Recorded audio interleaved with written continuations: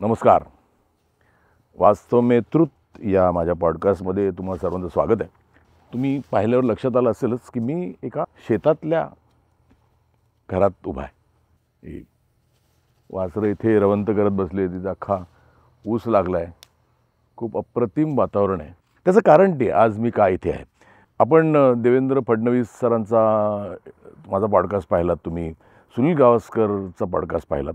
दोघे सेलिब्रिटीज, मोठे स्टार, मोठी नावं, अचिव्हमेंट फॅन्टॅस्टिक. पण असे खूप लोक आहेत जे कधीच लोकांसमोर आले आहेत, पण त्यांच्या अचिव्हमेंट्स ह्या त्यांच्या इतक्याच मोठ्या आहेत. तर अशाच एका व्यक्तीशी मी तुमची आज ओळख करून देणार आहे. शेतकरी कुटुंबात जन्माला आलेला, आळंदीमध्ये जन्माला आलेला एक वारकरी कुटुंबातला मुलगा. नाव त्याचं श्रीहरी अशोक तापकीर. अजूनही शेतकरीच आहे तो. एक नोकरी करतो, पण तरी शेतकरी आहे, शेतात असतो. नोकरी संपली की शेतात. बरं, शेतकरी म्हटला की तो सेलिब्रिटी. शेतकरी म्हटला की तो ह्या सगळ्यांपेक्षा मोठा, कारण शेतकरी आहे म्हणून आपण आहोत. तो आपल्या ताटात जेवण वाढतो. पण हा शेतकरी अजून स्पेशल आहे. त्याने खूप स्वप्न पाहिली, म्हणजे अगदी हिमालय इतकी मोठी स्वप्न पाहिली. आता हे मी का म्हणतो हे तुमच्या लक्षात येईलच. तर श्रीहरी, नमस्कार सर. अरे कुठे गेलात तुम्ही? सर तुमच्यासाठी सर. अरे वा वा वा वा, भाकरी आणली का? Yes sir. वा वा वा, शेतकऱ्याच्या घरचं जेवण. बसा बसा. नमस्कार. नमस्कार. माझ्या वास्तव में ट्रुथ या पॉडकास्टमध्ये तुमचं स्वागत आहे. तुम्ही आजचे माझे सेलिब्रिटी आहात आणि खऱ्या अर्थाने सेलिब्रिटी आहात. श्री, मी आत्ताच सांगत होतो की तुम्ही अगदी हिमालयापेक्षा मोठी स्वप्न पाहिली. तर ते आपण त्यांना सांगूच कसं. ते मला सांगा, तुमचा जन्म कुठला आणि कसं काय, म्हणजे तुमचं बेसिक मला बॅकग्राऊंड पाहिजे. माझा जन्म हां आळंदीजवळचं छोटंसं गाव आहे चरोली. हां त्या गावचा माझा शेतकरी कुटुंबातला जन्म. आमचं जे घराणं आहे ते मुळात वारकरी कुटुंब, आणि पहिल्यापासून आमच्यावरती चांगले संत ज्ञानेश्वर महाराज संस्कारांची हे झाली. आणि तुम्ही आता काय करता? तुम्ही जॉब कुठे करता आता सध्या? सर, मी केंद्र सरकारचे जे आयुध निर्माणी आहे, म्हणजे ऑर्डिनन्स फॅक्टरीज. ऑर्डिनन्स ते करता काय? भारतीय लष्कराला जो दारुगोळा पुरवला जातो, तर दारुगोळा बनवण्याचं कामामध्ये मी काम करतो. हो. अरे वा, म्हणजे खूपच महत्त्वाचं काम आहे ते. निश्चित सर. आणि सगळं करून परत शेती करता. हो. तुमचं म्हणजे शिक्षण कुठे तिकडेच झालं का? चरोलीमध्येच माझं माध्यमिकपर्यंत शिक्षण झालं. हो.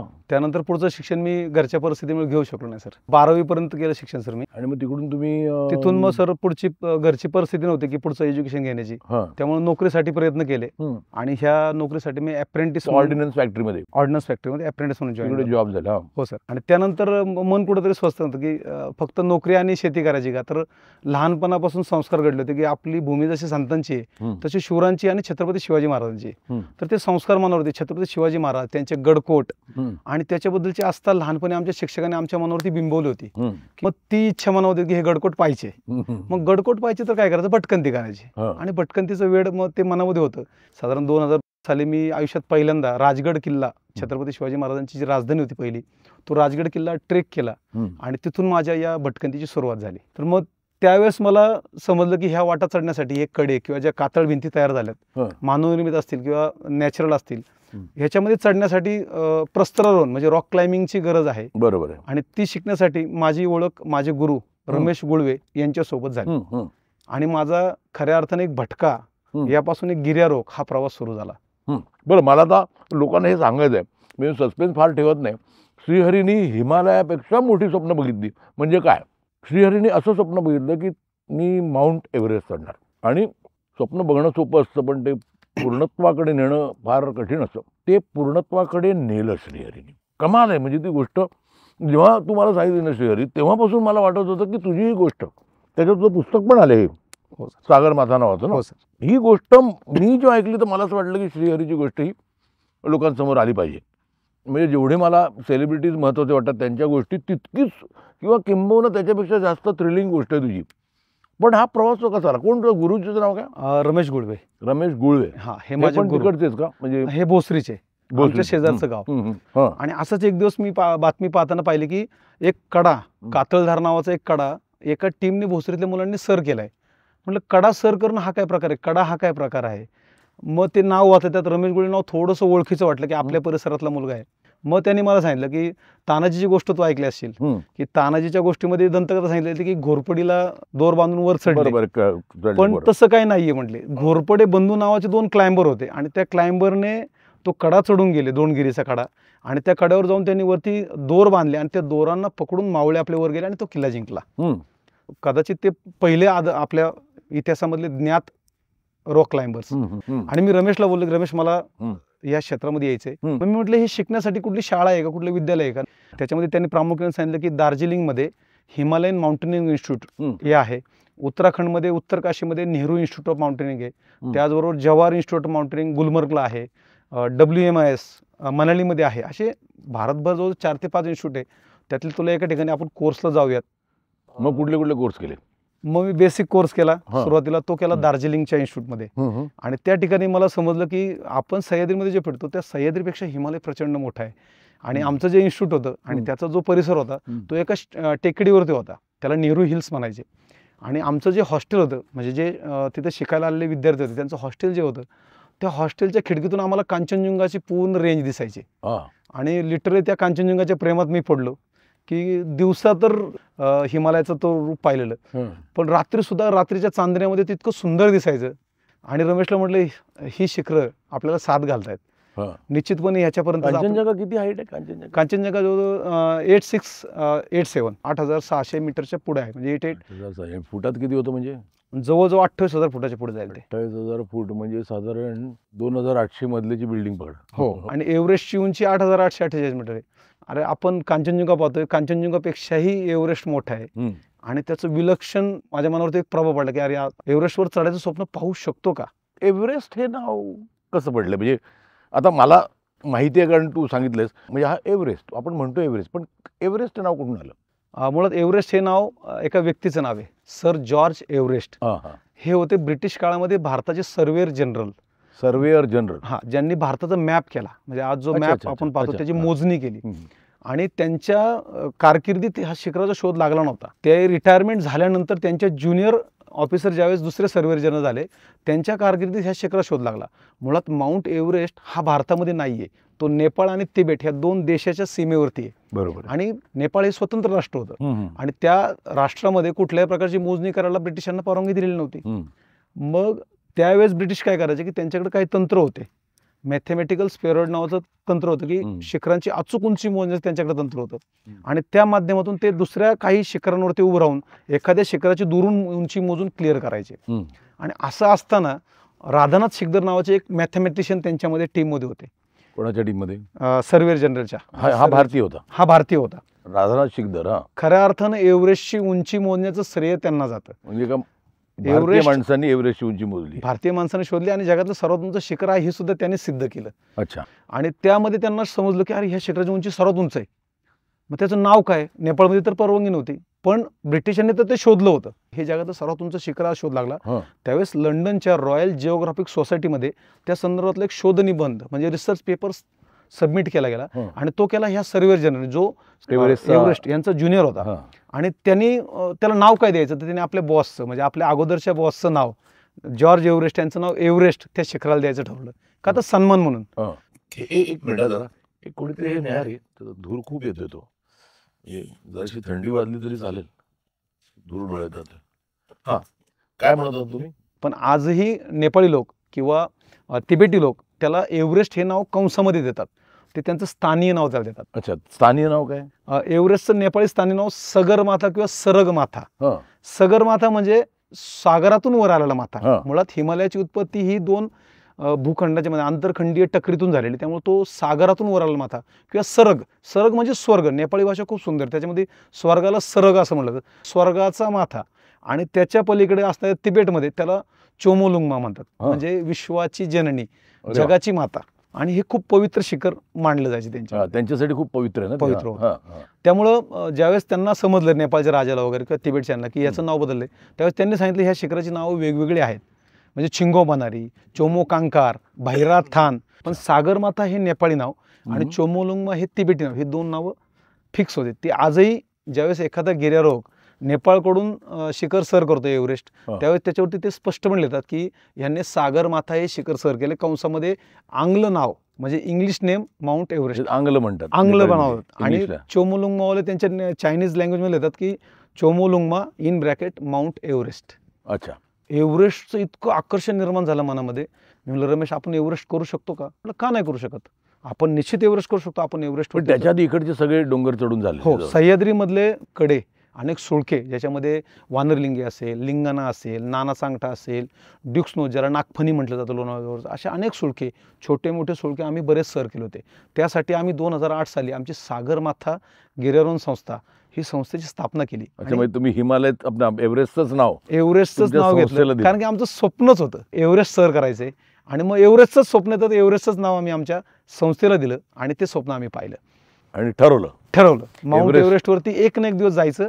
त्या ठिकाणी आपल्या भारताचा तिरंगा ध्वज आणि आम्ही सर्वच, मी सांगितलं की आळंदी जवळचे, तर वारकऱ्यांची अस्मिता किंवा महाराष्ट्राची अस्मिता भगवा ध्वज, या 2 गोष्टी त्या शिखरावरती फडकवायच्या.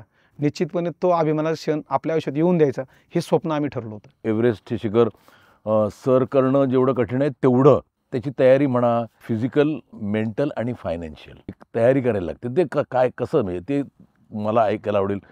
परिस्थिती तर बेताची होती, हां. पण त्या काळातलं जे गिर्यारोहण होतं किंवा माउंटेनिंग होतं, याच्यासाठी खर्च खूप नव्हता छोट्या छोट्या मोहिमांना. हा, छोट्या इकडच्या ना, हां. म्हणजे सह्याद्रीतल्या. म्हणजे ज्यावेळेस हिमालयन मोहिमांचा विचार आमच्या मनात आला आणि मी ज्यावेळेस ॲडव्हान्स कोर्स केला उत्तराखंडमधून, त्यावेळेस लक्षात आलं की ह्या मोहिमांसाठी पैसा लागतो आणि या पैशासाठी डोनेशन्स किंवा लोकांच्या मदतीच्या माध्यमातून निश्चितपणे हे करता येईल. किती साधारण होतं बजेट? हिमालयातल्या मोठ्या शिखरांना, जे माउंट एव्हरेस्ट असेल किंवा 8000 शिखरं ज्यांना डेथ झोन पीक म्हणतात, 8000 मीटर उंचीच्या वरती गेल्यावरती ऑक्सिजनचं प्रमाण खूप कमी तसं का डेथ झोन का म्हणतात 8000च्या वर? कारण आता जो वातावरणात आपला ऑक्सिजन आहे, तो आपण जसं जसं वर जाऊ तसं हवेतला वायू विरळ होत जातो, तसं ऑक्सिजन सुद्धा खूप कमी होतो. आणि 8000 मीटर म्हणजे अबोव 7500 मीटरच्या वरतीच ऑक्सिजनचं प्रमाण खूप कमी होतं. आणि ऑक्सिजन नसेल तर आपलं शरीर थकतं लवकर. ऑब्व्हियसली. हो. आजच्या युगामध्ये अनेक शेर्पाज किंवा अनेक गिर्यारोहक आहेत की जे विदाऊट ऑक्सिजन त्यांनी शिखर सर केलं, पण ती प्रचंड त्यांची महत्वाकांक्षा आणि तयारी आणि तिकडेच राहणार, तिकडे जन्माला त्यांचा आलेले, जन्मच 14-15 हजार फुटाच्या वर होतो. बरोबर आहे. आणि हिमालयातल्या मोहिमांना जो खर्च होता, त्यावेळेस समजलं अरे माउंट एव्हरेस्टला जायला 30 ते 35 लाख रुपये एका व्यक्तीला खर्च होतोय पर हेड. एवढे पैसे आणायचे कुठून? कारण की एव्हरेस्टला जायचं म्हणजे डायरेक्ट एव्हरेस्टला जायचं नव्हतं, बरोबर आहे. पूर्व तयारी करणं गरजेचं होतं. तीच मला जाणून घ्यायची. डेथ झोन आणि तिकडे साधारण टेम्परेचर्स काय असतात? तसं एखाद्या शिखराच्या पायथ्यापर्यंत साधारणतः 10 डिग्री त्याच्या खाली टेम्परेचर जातं, पण जसं आपण उंचीवर जातो तसं ते मायनसमध्ये टेम्परेचर जातं. म्हणजे एव्हरेस्टचा बेस कॅम्प हा -10 ते -15 बेस कॅम्प. त्यामुळे एव्हरेस्टला जाताना ही सर्व तयारी करून जायची होती. त्या मायनस टेम्परेचरमध्ये स्वतःचं फिजिकल फिटनेस टिकवणं गरजेचं होतं, त्यासाठी तयारी करणं गरजेचं होतं. आणि मेन म्हणजे फायनान्शियल फिजिकल. 36 लाख म्हटल्यावर काय, मी म्हणजे त्यावेळेला आणि एका शेतकरी घरात, बरं सगळे तुमच्याबरोबर जी टीम होती ते सगळे शेतकरी घरात, बऱ्यापैकी शेतकरी आणि जॉब करणारी मुलं, म्हणजे सर्वसामान्य कामगार कुटुंबातली मुलं. बरं, ह्या अशा लोकांना तुम्हाला 36 लाख म्हटल्यावर शॉक नाही का बसला? शॉकच बसला सर, पण नंतर विचार केला हे अशक्य नाहीये. मग हा 36 लाख होतोय कशासाठी खर्च, ह्याचा रिसर्च करायचा ठरला. त्यासाठी एव्हरेस्टच्या अगोदर आम्ही काही हिमालयन मोहिमा केल्या. त्याच्यामध्ये प्रामुख्याने पहिली मोहीम केली आम्ही माउंट चंद्रभागा. 12 नावाचं शिखर आहे स्पिती व्हॅलीमध्ये, हिमाचल. 12,000 माउंट चंद्रभागा 12, त्याचा 12 नंबर आहे. जसं ते 15 नंबरचं होतं आधी एव्हरेस्ट, तसं CB12 चंद्रभागा व्हॅली, त्याच्यामध्ये चंद्रभागा 1, चंद्रभागा 2, चंद्रभागा 3 अशी शिखरं वेगवेगळी. त्यातलं माउंट CB12 नावाचं थोडं टेक्निकल पीक होतं. ते पीक आम्ही ते शिखर निवडलं. ते किती होतं साधारण मीटर? ते 6200 मीटरचं शिखर होतं. 6200 मीटर उंच. आपलं इकडचं महाराष्ट्रातलं सह्याद्रीचं सगळ्यात उंच शिखर किती आहे? सगळ्यात उंच कळसुबाई आहे. ते किती आहे? ती साधारणतः 1600. म्हणजे तेच ना, म्हणजे हे जे पहिलं तुम्ही एक प्रॅक्टिससाठी शिखर गेलात, तेच जवळजवळ चौपट होतं. ते केल्यानंतर त्या शिखराची तयारी करायची. त्याचे फंड्स केल्यानंतर कळलं की आपण बऱ्याच गोष्टी तिथल्या एजन्सीज कडून घेतो, हिमालयन मोहिमा काढणाऱ्या. त्याऐवजी जर आपणच अरेंज केलं तर तो प्रयोग आम्ही त्या CB12 मोहिमेत केला.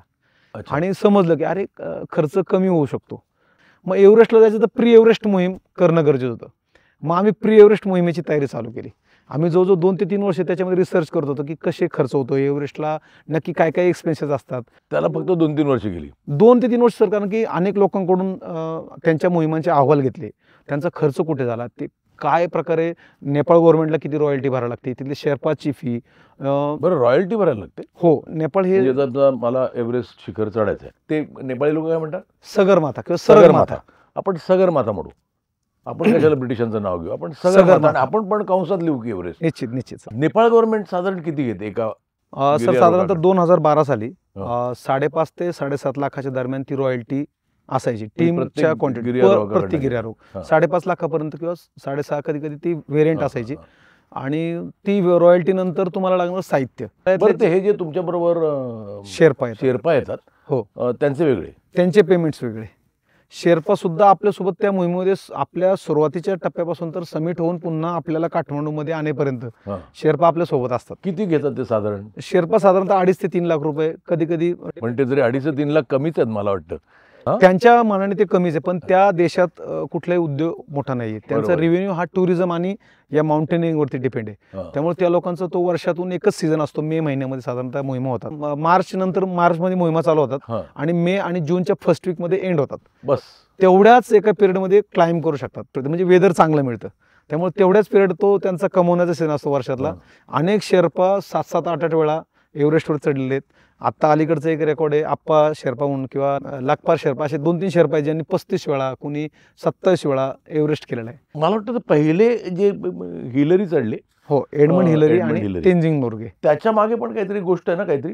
जगभरात समजलं की जगातलं सर्वात उंच शिखर माउंट एव्हरेस्ट आहे. हम्म, हम्म. त्यावेळेस त्याच्यावरती चढण्याची प्रत्येकाची स्पर्धा सुरू झाली. अनेक देशातील लोकांनी त्याच्यावरती चढण्यासाठी परवानगी मागितली, पण नेपाळच्या राजाने कुणालाही परवानगी दिली नाही. हम्म. मग ब्रिटिशांनी ती तिबेटच्या लामाकडून ती परवानगी घेतली, नॉर्थ साईडने, म्हणजे उत्तरेकडून. तिकडून खूप प्रयत्न झाले. म्हणजे पहिल्या महायुद्धापूर्वी आणि पहिल्या महायुद्धानंतर 7 ते 8 मोहिमा, ब्रिटिश मोहिमा हं. त्या एव्हरेस्ट शिखरावरती गेल्या, पण कुणालाही यश मिळालं नाही. आणि त्याच वेळेस ज्यावेळेस ह्या मोहिमा एका ठराविक उंची 24,000 फुटापर्यंत, 25,000 फुटापर्यंत गेल्या, त्यावेळेस ह्यांना समजलं की अरे दक्षिण बाजूने नेपाळकडून चढू शकतो, कारण की परवानगी नाही, पण त्यांनी पाहणी केली. आणि ह्या जवळपास बऱ्यापैकी 8 ते 9 मोहिमेमध्ये शेर्पा तेनजिंग हे एक भारवाहक ते शेर्पा सरदार इथपर्यंत त्यांची प्रमोशन्स होत गेले होते. त्यांना खूप एक्सपिरियन्स आला होता हे एव्हरेस्ट मोहिमांचा. त्यामुळे त्यांचा एक्सपिरियन्स असल्यामुळे ब्रिटिशांनी त्यांची जी मोहीम आखली 1953ची, त्यामध्ये त्यांना मुख्य सरदार, शेर्पा सरदार म्हणून सोबत घेतलं. नेपाळ सरकारने त्यांना परवानगी दिली आणि ब्रिटिशांना सांगितलं की हे तुमचं आता शेवटची परवानगी, यानंतर आम्ही जगभरातल्या इतर देशातील लोकांना आम्ही अलाव करणार आहे, कारण तो पण ब्रिटिशांची मक्तेदारी होती. त्यांची मक्तेदारी सगळं आम्हालाच पहिलं पाहिजे. हां, आणि त्या मोहिमेचा जो नेता होता जॉन हंट, त्याला त्याच्या वरिष्ठांचा कंपल्सरी आदेश होता. 4 जून 1953 ही डेट फायनल झाली. एलिझाबेथ राणीचं कोरोनेशन म्हणजे तिचा राज्यारोहण सोहळा. त्याच्या अगोदर ब्रिटिशांच्या तुऱ्यामध्ये एव्हरेस्टचं मानाचं पीस रोवलं पाहिजे. अच्छा, तोही माज त्यांचा. आणि मग त्या जॉन हंटनी टीम बनवली. त्याच्यामध्ये काही ब्रिटिश क्लाइंबर होते आणि काही त्यांच्या कॉलोनियल कंट्री म्हणजे न्यूझीलंड, भारत असे क्लाइंबर होते. त्याच्यामध्ये तेनजिंग नोर्गे आणि एडमंड हिलरी मला वाटतं न्यूझीलंडचा न्यूझीलंडचे होता. आणि 2 ब्रिटिश क्लाइंबर होते. हं. तर त्याच्यामध्ये डॉक्टर जॉर्ज फिंच यांनी एक टेक्नॉलॉजी शोधले होते, ओपन सर्किट आणि क्लोज सर्किट. म्हणजे आजच्या दृष्टीत थोडं ॲटोमॅटिक आणि मॅन्युअल अशा प्रकारच्या ऑक्सिजन सिलेंडरच्या सिस्टीम होत्या. आपल्या ब्रिटिश नागरिक सर्वात लवकर पहिल्यांदा पोहोचावे म्हणून जी चांगली सिस्टीम होती ती त्या दोघांना दिली, ब्रिटिशांना. आणि दुर्दैवाने त्यांनी प्रयत्न चालू केला आणि जवळजवळ शिखर माता 100 मीटर म्हणजे अगदी 300 फूट राहिला असेल, ती यंत्रणा बिघडली. अतिशय बिकट प्रसंगात ते खाली उतरले, म्हणजे स्वतः जीव वाचून खाली उतरले. अच्छा. ते वाचलेच नसते, ते ब्रिटिशर ज्यांना तो पहिल्यांदा equipment चान्स, दिलं. Special equipment. त्या जॉन हंट समोर पर्याय नव्हता की आता ह्या उरलेले 2 जण फिट ज्या उंचीवरती पोहोचले ते कॅम्प 4ला, ह्यांना संधी देणं गरजेचं आहे. मग त्यांनी नाईलाजाने त्या दोघांना पडून म्हणलं यांना क्लोज सिस्टीम म्हणजे ती साधी सिस्टीम घेऊन पाठवा, काय होईल ते होईल, नाही होईल मी उत्तर देईल खाली. सुदैवानं 29 मे रोजी सर जॉर्ज एडमंड हिलरी आणि तेनजिंग नोर्गे हे 2 जण शिखर माथ्यावरती सकाळी 11:30 वाजता पोहोचले आणि जगाच्या इतिहासामध्ये एव्हरेस्टवरती पहिली मानवी पावलं उमटली. आणि अच्छा. तो इतिहास असा आहे की त्या दिवशी त्यांनी त्या शिखरावरती युनियन जॅक, भारताचा तिरंगा आणि नेपाळचा ध्वज हे तिन्ही ध्वज फडकवले. त्यामुळे कुठेतरी पहिलं शिखरावरचं पाऊल एका भारतीय नेपाळी नागरिकत्व असलेल्या व्यक्तीचं पडलं. का त्या न्यूझीलंड व्यक्तीचं पडलं? हो, कारण हा होता बरोबर हो, म्हणून ना. दोघे सोबत होते. हां, मग तुम्ही हा खर्च कसा कमी केला ते सांगा आता. यासाठी आम्ही एक शेखर भाऊ सर, जे हैदराबादचे प्रसिद्ध गिर्यारोहक आहेत, त्यांनी एव्हरेस्ट शिखर आमच्या अगोदर नॉर्थ साईडने केलं होतं आणि त्यांची एजन्सी होती, भारतीय एजन्सी. म्हणलं नेपाळी एजन्सी घेण्याऐवजी भारतीय एजन्सी घ्यावी आणि त्यांच्या एजन्सीच्या थ्रू आम्ही हे प्लॅनिंग केलं pre Everest एक्सपिडिशनचं.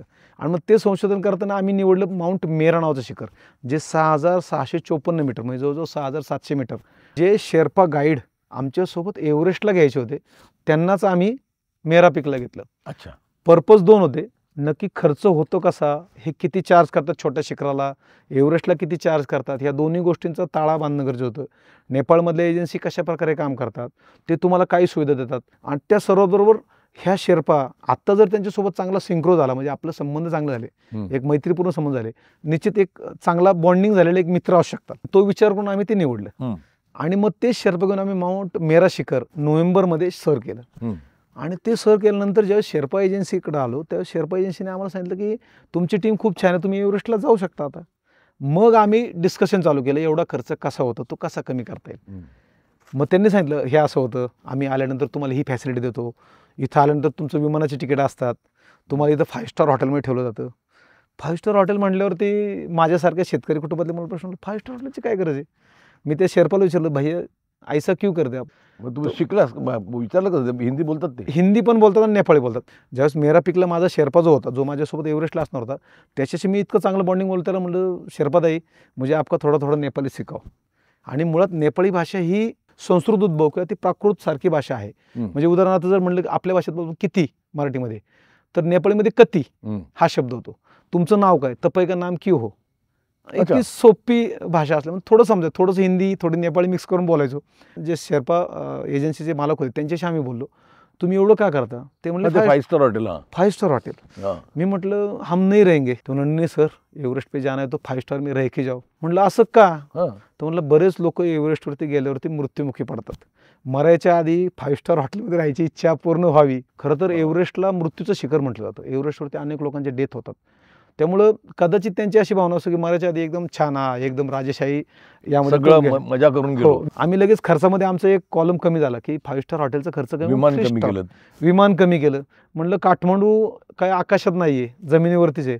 Pune गोरखपूरवरून by road Kathmandu, म्हणलं 2-3 दिवस वाढतील. असं आपण मोहिमेत 60 ते 70 दिवस इथं राहणार आहोत.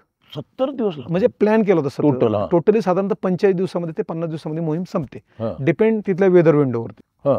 तर तो खर्च कमी केला आणि तिथलं हॉटेल साधे घेतले, 3 स्टार हॉटेल घेतले. आणि ज्या काही गोष्टी आम्हाला नेपाळमधल्या स्थानिक दुकानातून मिळणार होत्या, त्याच्याऐवजी त्या जिथं बनतात त्या एजन्सीकडून डायरेक्ट परचेस केल्यामुळे आमचं ती कॉस्ट कटिंग सोर्सकडनंच घेतलं तुम्ही. सोर्सकडनं घेतलं. सिलेंडर म्हणजे तुम्ही कॉम्प्रोमाइज करण्यात काही पॉईंट नसतं. इक्विपमेंट असेल, आमचं एक ठरलं होतं की जरी आपण ह्या छोट्या मोठ्या म्हणजे राहण्याच्या गोष्टीत, प्रवासाच्या गोष्टीत कॉम्प्रोमाइज करतोय, पण जे एव्हरेस्टवरती जे इक्विपमेंट लागणार आहे त्याच्या बाबतीत आणि सेफ्टीच्या बाबतीत, म्हणजे जे सेफ्टी इक्विपमेंट लागणार त्याच्याबाबतीत कुठेही कॉम्प्रोमाइज करायचं नाही. अगदी ऑक्सिजन सिलेंडर इतके चांगल्या क्वालिटीचे घेतले होते की $200 एक सिलेंडर, कमी वजनाचे जास्त ऑक्सिजन कॅरी करणारे असे सिलेंडर आम्ही. पण इथे मी ऐकलं इथे काय तुम्ही सह्याद्रीवर पण काही वजन बिजन घेऊन चढायचं? निश्चित प्रॅक्टिस व्हावी म्हणून. आपण सह्याद्रीमध्ये खूप ओझं घेऊन चालतो त्यावेळेस आपल्याला थकवा जाणवत नाही, ऑक्सिजनचं प्रमाण चांगलं आहे. पण ज्यावेळेस कम्पॅरेटिव्हली आपण हिमालयातल्या मोहिमांना जातो त्यावेळेस अगदी 5 किलो पाण्याची बॉटल घेऊन 10 पावलं चालल्यानंतर थकवा लागतो. आपल्या शरीरावरती हाय अल्टिट्यूडचा इम्पॅक्ट पडतो. तिकडे माहिती ते सिलेंडर तुम्ही घेऊन जाता, किती घेऊन जायला लागतात वरती? एव्हरेस्ट जे आहे त्याला शेवटच्या टप्प्यामध्ये म्हणजे डेथ झोनमध्ये आपण ज्यावेळेस पोहोचतो कॅम्प 4ला, तिथून पुढे 3 सिलेंडर आपल्याला लागतात. आणि साधारण वजन वजन साधारणतः सर एक 30-20 किलोच्या पुढे जातं, 20 किलोच्या मागे पुढे, डिपेंड कंपनी कशी आहे. आणि त्याच्यामध्ये सिलेंडर बरोबर आपलं पाण्याचे थर्मास म्हणजे फ्लास्क असतात, सगळं मिळून साधारण एक 25 किलो घेऊन 20-22 किलो ते 25 किलोपर्यंत जातं. ते एजन्सीसोबत बार्गेनिंग केलं, बेअरिंग केलं आणि स्टडी केलं आणि असं लक्षात आलं की अरे हा एवढा खर्च जात नाहीये. आणि लक्षात आलं की हा खर्च 20-1 लाखाच्या मागे पुढे बसतोय. गो अहेड म्हटलं, जायला काय हरकत नाही. मग जमा करायचे कसे, तर आपण ठरवलं की समाजामध्ये जाऊ, समाजातील अनेक घटकांकडे आपण डोनेशन मागू, कारण की आपला खेळ धाडसी आणि या खेळाला निश्चित मदत करणारे लोक समाजात आहेत. आणि तो विचार करून आम्ही एव्हरेस्ट मोहीम डिक्लेअर केली की भारतातील सर्वात पहिली कमीत कमी खर्चाची नॅनो एव्हरेस्ट एक्सप्रेशन. नॅनो का केली सर, तर अनेक मोहिमा ज्या जातात त्याच्यामध्ये एव्हरेस्टवरती चढणारी टीम असते 10 जणांची, पण तिला बॅकअप टीम 20 ते 25 जणांची असते मागे. कधी कधी 5 क्लाइंबर असतात आणि 25 जण बेस कॅम्पला सपोर्ट टीम असते. आम्ही ठरवलं सपोर्ट टीम न्यायचीच नाही. तुम्ही किती लोक होता? आम्ही फक्त 6 जण होतो. आमची मुख्य टीम 5 जणांची आणि 1 जण आमचा सपोर्ट टीमला बेस कॅम्प मॅनेजर. कारण की आम्ही ठरवलं हा खर्च त्यांना आपली मोहीम होईपर्यंत ते बेस कॅम्पला बसणार, म्हणजे त्यांचा सर्व टोटल खर्च करावा लागणार. त्यावेळेस आम्ही आमची जी एजन्सी शेखरबाबू सरांकडून घेतली त्या एजन्सीवरती आणि त्या शेर्पा लोकांवरती पूर्ण विश्वास ठेवला आणि आपण मोहीम करायची. मग गेला आणि माउंट मेरा केल्यानंतर ते बजेट आल्यानंतर पुण्यामध्ये आलो, एव्हरेस्ट मोहीम डिक्लेअर केली आणि रमेशने मला खूप मोठा असा धक्का दिला एकदम. आणि मोहिमेच्या डिक्लेरेशनच्या काही तास अगोदर तुम्हाला बोललास श्रीहरी तू मोहिमेचा नेता व्हायचंय. एका मित्राने, एका मोठ्या भावाने, एका गुरुने आपल्यावरती विश्वास टाकलाय. शिष्याला सांगितलं तू नेता व्हायचं. मी बोललो रमेश अरे माझ्या तुझा हा हक्क आहे, तू हे स्वप्न पाहिलं, तू आमच्यामध्ये हे स्वप्न हो, ओतलंय, तू आम्हाला गाईड केलं, तू आम्हाला गाईड केलं, तू तुझं बोट धरून आम्ही या क्षेत्रात आलोय बरोबर आहे. आणि तू मला लीडर करतो. नाही म्हटलं श्रीहरी, मला असं वाटतं की निश्चितपणे नेता या पदाला तू न्याय देशील. दुसरी गोष्ट, काही पेशन्स असतात नेत्यामध्ये, काही निर्णय घेण्याची क्षमता असते, ती तुझ्यामध्ये मला जाणवली, म्हणून मी तुझ्यावरती भार सोपवतोय. आणि एक मित्र म्हणून, तर मोठा भाऊ म्हणून तू ते ऐकायचंय आणि तू ते करायचंय. तिकडे काहीतरी ते तुमचा डाएट बेट काहीतरी वेगळा असतो का? निश्चित नॉर्मल डाएट वगैरे खूप वेगळा असतो. त्याची तयारी पुण्यातूनच करून जावी लागली. आम्ही त्यावेळेस 8 जणांची टीम केली होती, पण फंड आमचा साधारणतः 5 जणांपुरता. मग आम्ही ठरवलं की आपण पर्सनल शेअर त्यात टाकू, म्हणजे आपल्या कुटुंबियांकडून, नातेवाईकाकडून थोडेसे उसने. पण वडील बोलले की ठीक आहे, तू एवढं स्वप्न पाहतोय आणि ठीक आहे, आम्हाला अभिमान होईल की आमचा पोरगा काहीतरी वेगळं करतो, किंवा ही मुलं सगळी आमच्या मुलासारखीच आहे, तुमच्यासाठी आम्ही निश्चितपणे या स्वप्नांना पाठबळ देऊ. आणि प्रत्येकाच्या कुटुंबियांनी कशा वेगवेगळ्या प्रकारे निधी उभा केला. काठमांडूला आम्ही पोचलो. काठमांडूत गेल्यावरती त्या एजन्सीसोबत आमचं प्लॅनिंग झालं आणि काठमांडू पण तुम्हाला सांगितलं मी बाय रोड गेलो, पण तिथून पुढं काठमांडू ते लुकला, ज्याला एव्हरेस्टचं प्रवेशद्वार म्हटलं जातं, तिथपर्यंत लुकला, त्या ठिकाणी छोटी विमानं, म्हणजे जगातल्या डेंजरस एअरपोर्टपैकी एक तो आहे. अगदी खूप 900 मीटरच्या आसपास तो एअरपोर्ट आहे. खूप छोटा एअरपोर्ट, रनवे. म्हणजे हाईटवर किती आहे एअरपोर्ट? तो एअरपोर्ट साधारणतः 14-15 हजार फुटाच्या वरती आहे. आणि तो असा आहे की एका डोंगराच्या पायथ्याला आहे. म्हणजे विमान उतरलं तर असं वाटतं जर पायलटने वेळेवर ब्रेक नाही मारले तर डोंगरात विमान जाऊन धडकणार. आणि तसे ॲक्सिडेंट झाले. म्हणजे सर एडमंड हिलरी यांच्या पत्नीचं तिथं निधन झालं प्लेन ॲक्सिडेंटमध्ये. त्यामुळे त्यांनी ते एअरपोर्टसाठी स्वतः फंडिंग जमा केलं आणि तो एअरपोर्ट व्यवस्थित बनवून घेतला. पण हे सगळे जगातलं सगळ्यात उंच एअरपोर्ट असेल? नाही, कदाचित नाही म्हणता यायचं, पण डेंजरसमध्ये आहे. लुकला आम्ही पोहोचलो. लुकलावरून साधारणतः 9 ते 10 दिवस बेस कॅम्पला पायी ट्रेक करत चालावं लागतं. म्हणजे डेली तुम्हाला एक ठराविक उंची गाठायची. वरती गावं आहेत, म्हणजे लुकलापासून निघालं नामचे बाजार, नामचे बाजारवरून डिंगबोचे, अशी म्हणजे लोबुचे, पांगबोचे, टँगबोचे, ही अशी टप्प्यावरची गावं आहेत. आणि आम्ही बेस कॅम्पला पोचलो. तो साधारण 17,500 फुटावरती आहे. आणि त्या बेस कॅम्प, तो बर्फाच्या त्या हिमनदीवरतीच आमचा बेस कॅम्प लावला गेला. तिकडे टेम्परेचर -10 आणि तिथं टेंट वगैरे लावलेले. आणि त्या ठिकाणी मात्र प्रॉपरली सर्व सेटअप लावला जातो. नेपाळ सरकारकडून तिथं लायझनिंग ऑफिसर बसतात. तर त्या ठिकाणी प्रत्येक येणाऱ्या व्यक्तीकडून सर्व प्रकारची स्वच्छता, म्हणजे ती ग्लेशियर खराब होऊ नये म्हणून पूर्ण काळजी घेतात. आणि त्याच्याबद्दल ते आधीच आपल्याकडून एक रक्कम ठेवतात डिपॉझिट म्हणून. करेक्ट आहे, करेक्ट गोष्ट करतात. आणि प्रत्येकाचं नाव, आणि आमच्याकडे परमिट होत्या की त्या शिखरावर चढायचं परमिट नेपाळ सरकार जारी करतं आपल्याला. तर तो विचारतात, प्रत्येकाला नाव विचारतात, नाव, त्याच्या पुढं नॅशनॅलिटी, पत्ता वगैरे. आणि 40 ते 45 दिवसामध्ये तुम्ही खाणार काय, कारण की त्यांना तेवढं सगळं अरेंज करायचं होतं. मला विचारलं खाना कोणसा खाते, म्हणलं प्युअर व्हेज. त्यांनी माझ्याकडे असं पाहिलं, तोंडाकडे पाहिलं, आणि तो नेपाळमध्ये काहीतरी कुटपुटला. मला म्हणलं अंडा तो खाता हो गे. मी म्हटलं नाही, मी शुद्ध शाकाहारी, मी अंडंसुद्धा खात नाही. त्याने शेजारचा पडलेला लाल पेन उचलला आणि असं माझ्या नावाला आळं केलं. मी म्हटलं सर ऐसा क्यों किया? नहीं तुमको नहीं समजेगा. आणि तो त्याच्या नेपाळी, जो माझा शेर्पा, त्याच्यावर नेपाळीमध्ये बोलायला सुरुवात केली, ये जिंदा नहीं वापस आएगा. मी त्याला विचारलं क्यों? म्हटलं अभी तक ये घासपूस खाने वाला कोई माउंट एवरेस्ट के ऊपर चढ़ा नहीं है. घासपूस, हाँ ये तुम सब्जी पत्ता जो खाएगा ना, पत्ता गोभी सब्जी, ये खाने वाला कोई एवरेस्ट पे गया नहीं. एवरेस्ट को चढ़ने के लिए तुम्हारे अंदर ताकत चाहिए, उसके लिए नॉनव्हेज खाना चाहिए. त्यांना म्हटलं सर म्हटलं मी सुद्धा हाडाचा शेतकरी, मी सुद्धा हाडाचा वारकरी आहे, मी प्रयत्न करून पाहतो, आणि जर कदाचित यश असेल माझ्या नशिबात तर निश्चितपणे मी घासपूस खाऊन एव्हरेस्ट सर करेल. मला म्हटला जिंदा मिलना वापस. म्हटलं सर भेटणार तुम्हाला. आणि तो तशा प्रसंगातून सुरू झाला. अरे बरेच जे युरोपियन कंट्रीमधले किंवा इतर देशातून क्लाइंबर आहेत किंवा भारतीय क्लाइंबर आहेत, ते तिथं जे मायनस टेम्परेचर, त्या ठिकाणी लॉस ऑफ ॲपेटाईट, म्हणजे भूक आपली कमी होते. त्यामुळे तिथं चांगलं डाएट, मुळात नॉनव्हेज वगैरे खाऊन छान डाएट, किंवा बॉडीमध्ये गरमी, हीट, प्रोटीन मिळतं. पण आमचे प्रोटीन डाळ भात, पार्लेजी किंवा छोटे मोठे शाकाहारी भाज्या वगैरे हे. पण मी ठरवलं पनीर वगैरे खाऊन आपण बॅलन्स करायचं. आणि सुरुवात झाली. पहिले 2-3 दिवस आम्ही बेस कॅम्पवरती सराव करायला सुरुवात केली.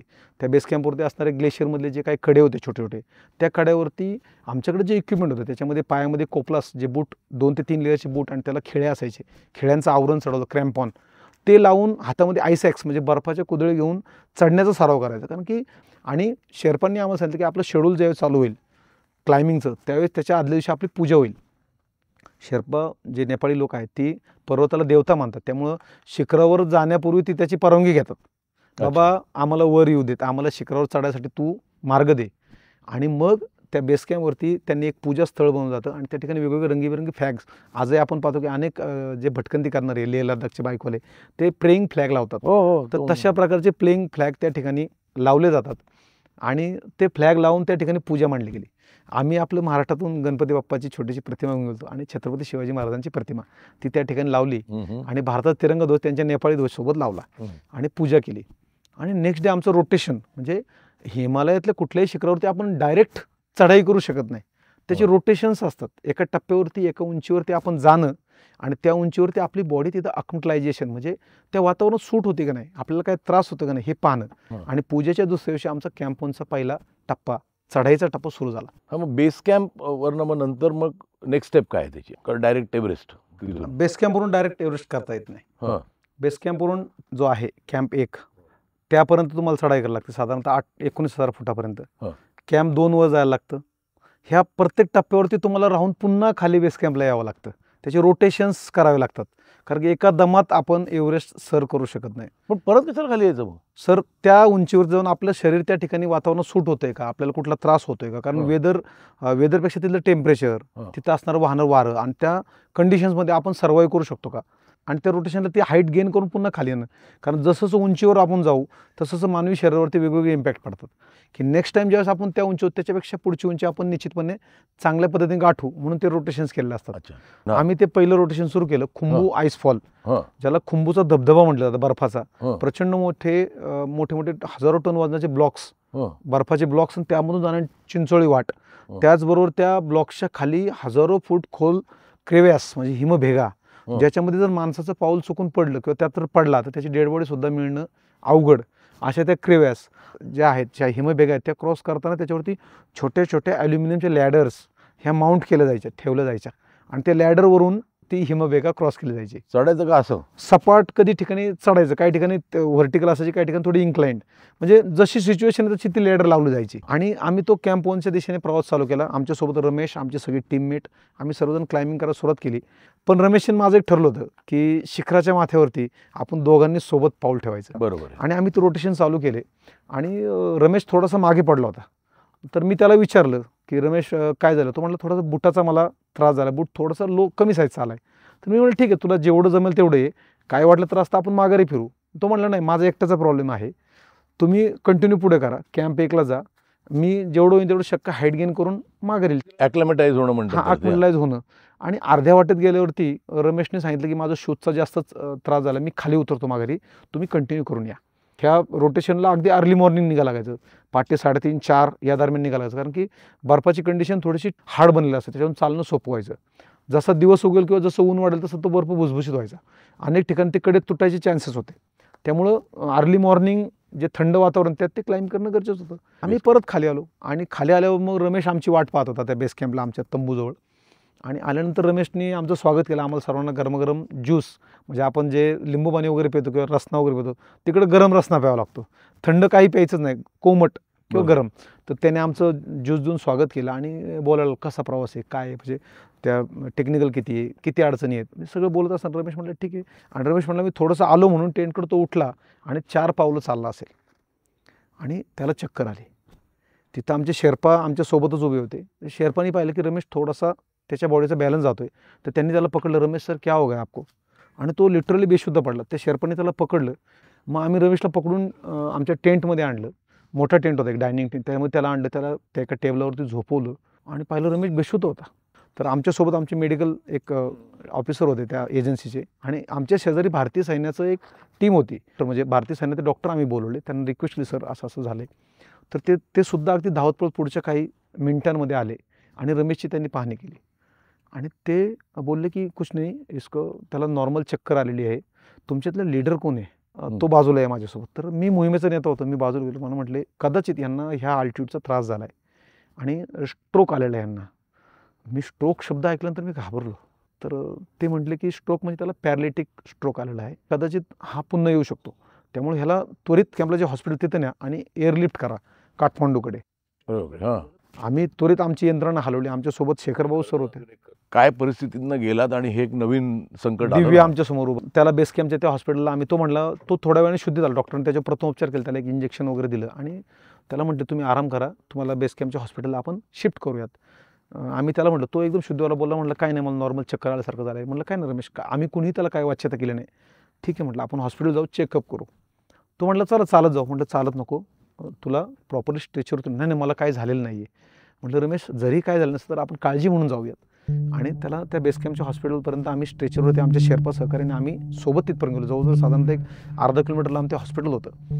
आणि तिथे गेल्यावरती डॉक्टरांना कल्पना, त्या आमच्यासोबत असलेल्या डॉक्टरांनी कल्पना दिली, याला असं असं झालं आहे, तर याच्यावर ट्रीटमेंट करणं गरजेचं आहे. तोपर्यंत आमचे जे कोऑर्डिनेटर होते त्यांनी आणि आमच्या बेस कॅम्पची टीम होती, त्यांनी काठमांडूमध्ये संपर्क साधून हेलिकॉप्टरची सोय केली एअरलिफ्ट करण्यासाठी त्वरित, कारण की ते आमच्या इन्शुरन्समध्ये होतं.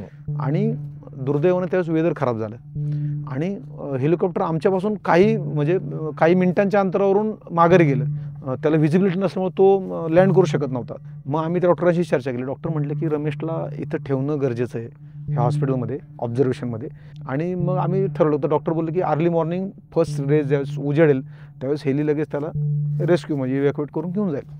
मग आम्ही रमेशसोबत बसलो, रमेशसोबत जेवण केलं. रमेशला म्हटलं, रमेश मी थांबतो इथं.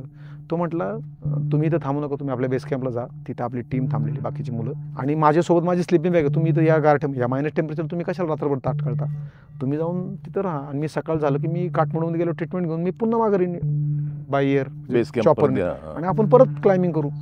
आणि त्याला आम्ही सोडून बेस कॅम्पला आलो. पण आम्ही ज्यावेळेस बेस कॅम्पला सकाळी उठल्यानंतर कळलं की त्याला अर्ली मॉर्निंग लवकर चॉपर आले आणि त्याला घेऊन गेले. तर ठीक आहे म्हटलं, ॲटलिस्ट भेटण्यापर्यंत तो गेला आहे. त्याला काठमांडूला शिफ्ट केलं. मग पुण्यामध्ये कम्युनिकेट झालं. तिथं आमचे नेपाळमध्ये 1-2 जण आमचे कॉर्डिनेटर सल्लागार तिथे थांबले होते. त्यांनी पुण्यात कॉर्डिनेट केलं की ह्याला असाच त्रास होतो, त्याचे रिपोर्ट्स काही पुण्यामध्ये पाठवले.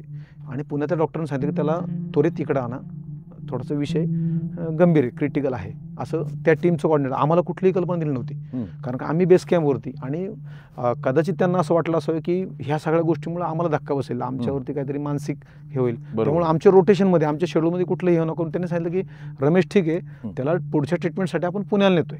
2 दिवसामध्येच रमेशला पुण्यामध्ये एअरलिफ्ट केलं एअर ॲम्ब्युलन्सने. आणि त्यासाठी आमच्या पुण्यातल्या टीमने सर्वांनी खूप मेहनत घेतली. आणि रात्रीत जवळजवळ 12 ते 13 लाख रुपये त्या एअर ॲम्ब्युलन्सचा खर्च मुलांनी जमा केले पैसे केवळ रमेशच्या प्रेमापोटी, आणि त्याला एअरलिफ्ट करून पुण्यामध्ये आणलं.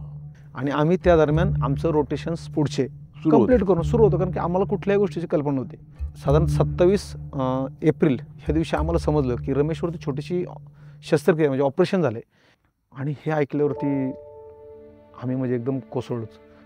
मग मात्र आमचा धीर खचत आला की आता नक्की काय. आणि त्यावेळेस आम्हाला निरोप मिळाला की रमेशची सिच्युएशन थोडी क्रिटिकल आहे, 24 तास खूप अवघड सांगितले, तुम्ही देवाजवळ प्रार्थना करा. आम्ही देवाजवळ प्रार्थना करू लागलो की रमेश नीट व्हावा, सुखरूप व्हावा. भलेही त्याने एव्हरेस्ट शिखराच्या मोहिमेला नाही आलं, पण तो सुखरूप आणि चांगला व्हावा. पण दुर्दैवानं 28 एप्रिलच्या सकाळी 7:30 वाजता आम्हाला मेसेज आला की रमेश आपल्याला सोडून गेला आहे. तुम्हाला तिकडे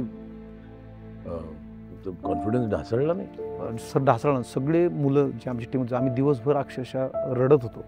कुणीही अन्नाचा एक कण घेतला नाही, कारण की रमेश गेल्यानंतर पूर्ण. आणि आमच्याबरोबर आमचे जे शेर्पा होते त्यांच्यासोबत इतकं बॉन्डिंग छान झालं. त्यांना ज्यावेळेस कळलं रमेशचं असं झालं, तर ते सुद्धा जेवलं नाही. लिटरली आमच्या त्या कॅम्पवरती दिवसभरात अन्नाचा एक कणही शिजवला गेला नाही. संध्याकाळी त्यांनी रिक्वेस्ट केली, सर कुछ तो खा लो, रोने से कुछ नहीं होगा. वातावरण तर निगेटिव्हिटी पसरली, पूर्ण नकारात्मक की काय करायचं, रमेशच नाही आहे. म्हणजे असं वाटलं होतं की ही मोहीम आता बंद करायची. स्वप्नाचा प्रवास करताना, स्वप्नांचा पाठलाग करताना ज्याने स्वप्न दाखवलं तोच नाही आहे. तर मग घरच्या तुमच्या टेन्शनमध्ये नाही आले? घरचे प्रचंड टेन्शनमध्ये आले, कारण की ज्यावेळेस मी एव्हरेस्ट मोहिमेला निघालो त्यावेळेस माझ्या घरी रमेश आला होता. मी त्याला जेवायला बोलवलं आणि माझ्या आईवडिलांनी त्याने सांगितलं की मी जोपर्यंत आहे तोपर्यंत श्रेयाच्या केसालाही धक्का लागणार नाही. पण ज्यावेळेस रमेशचं असं झालं त्यावेळेस मला घरून निरोप आला की तू सोडून ये सगळं, आता आम्हाला तू जिवंत हवं आहे, ते एव्हरेस्ट नाही झालं तरी चालेल. निर्णय होत नव्हता. रमेशच्या अंत्यविधीचा दिवस आम्ही जाऊन दिला. जवळजवळ आम्हाला असं नंतर सांगितलं गेलं की पुण्यामध्ये म्हणजे ज्यावेळेस त्याच्या अंत्यविधी आले तेव्हा हजारोच्या संख्येने गिर्यारोग त्याच्या अंत्यविधीला आले होते पुण्यामध्ये. आणि दुसऱ्या दिवशी सकाळी म्हणजे रमेश, मी आणि प्रशांत पवार जो आहे, आम्ही तिघांनी ही संस्था स्थापन केली होती. तर मी सकाळी त्याला कॉल केला, म्हटलं प्रशांत काय करायचं, माझं डोकं चालत नाही, मी अक्षरशः शून्य झालं आहे माझं. मला म्हटलं दादा रमेशने स्वप्न पाहिलं, हे आपल्याला हे स्वप्न पूर्ण करण्यासाठी काय करता येईल, काय विचार कर, काही हरकत नाही. तू जरी आत्ता म्हटलं ती मोहीम थांबवायची तरी आम्ही तुझ्यासोबत आहे. तू जो निर्णय घेईल त्यासाठी आम्ही तुझ्यासोबत आहे, पण निर्णय तुला घ्यायचा आहे. आम्ही इथून बसून काहीच करू शकत नाही.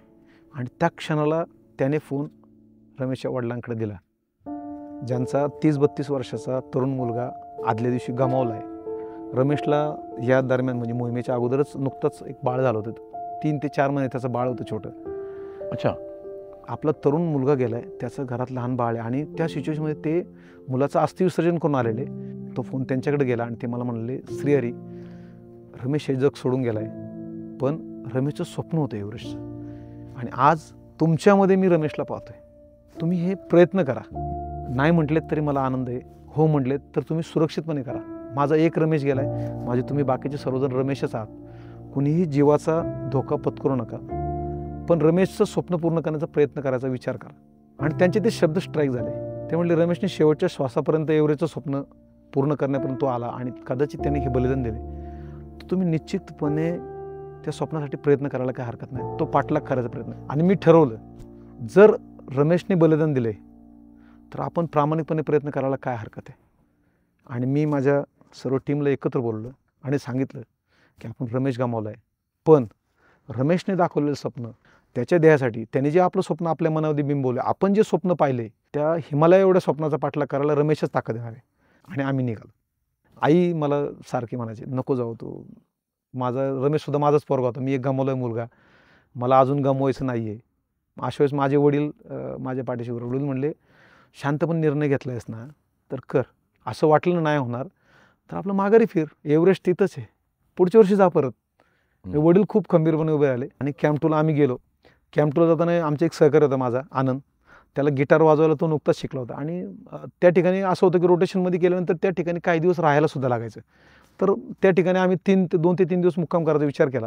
आणि त्या फावल्या वेळात करायचं काय, तर तो आपला गिटारवरती वाजवायचा. तर आम्ही कन्सेप्ट केला की चला आपण एक काहीतरी वेगळं पण करूयात आणि तो डेडिकेट रमेशला करूयात. तर त्यांनी काय केलं, गिटारवरती भारताचं राष्ट्रगीत आणि काही हिंदी मराठी गीतं त्यांनी वाजवली. तो वाजवायचा, आम्ही त्याला साथ सांगत, कोणी टाळ्या वाजवणं, कोणी गाणी म्हणणं. आमच्या शेर्पांना पण आम्ही तिकीट दिलं, एक रंगाचं कागद दिलं, त्यावर लिहिलं एव्हरेस्ट म्युझिक कॉन्सर्ट तिकीट, आणि त्यांना ते शूट केलं, त्याचे फोटो काढले आणि त्याचा डेटा आम्ही पुण्यामध्ये खाली आल्यावरती बेस कॅम्पला आला पाठवला. तर पुण्यातल्या लोकांनी त्याच्यावरती संशोधन केलं की असं काय घडलं आहे का एखाद्या मोहिमेच्या शिखराच्यात. तर ते म्हटलं, अरे हा एक वेगळा विक्रम झाला आहे. कुठल्याही देशाचं राष्ट्रगीत एवढ्या उंचीवरती वाजवणं किंवा म्युझिक कॉन्सर्ट करणं हा मुळात वेगळाच प्रकार आहे. त्यामुळे एक विक्रम आपल्या सागरमाथाच्या नावे झाला आहे, सागरमाथा टीमच्या नावे. म्हणजे तुमच्या टीमचा एक विक्रम तिकडे झाला. हो, आणि आम्ही तो डेडिकेट केला रमेशला. सगळ्यात उंचावर गायलात तुम्ही. मग आमचं बऱ्यापैकी रोटेशन्स कंप्लीट झालं, वेदर विंडोची वाट पाहिली. वेदर विंडो हा असा एक कन्सेप्ट आहे की एव्हरेस्ट शिखरावरती चढायसाठी 3 ते 4 दिवसाची किंवा 5 दिवसाची एक ठराविक स्पॅन मिळतो, ज्यामध्ये वेदर चांगला असतं. कारण जर खूप वेगवान वारं वाहिलं तर सर्वसामान्य माणूस त्या शिखराच्या धारेवरून किंवा शिखराच्या वाटेवरून चालूच शकत नाही. ते वेगवान वारे, त्यात बर्फाचे कण, बोचरी थंडी, त्यामध्ये माणसाचा डेथ होऊ शकतो. असं एक टाइम बघता, टाइम बघता. आणि बरेच जण इकडून तिकडून वेदरचे रिपोर्ट्स घेत होते. त्यांना म्हटलं, आपल्या भारताच्या हवामान खात्यावरती आमचा विश्वास आहे आणि आम्ही ती वेदर विंडो घेतली. शेवटी थोडंसं कदाचित रिस्क म्हणा, कारण की बरेच जण फॉरेनचे अनेक रिपोर्ट घ्यायचे आणि त्यांच्या वेदर विंडो आमच्या वेदर विंडो थोडासा फरक असा 2-3 दिवसात डिफरन्स व्हायचा. आणि त्या वेदर विंडो आम्ही कंटिन्यू केल्या आणि आम्ही कॅम्प 3 पर्यंतचे रोटेशनमध्ये टप्प्याटप्प्यावरती मुक्कामी गेलो.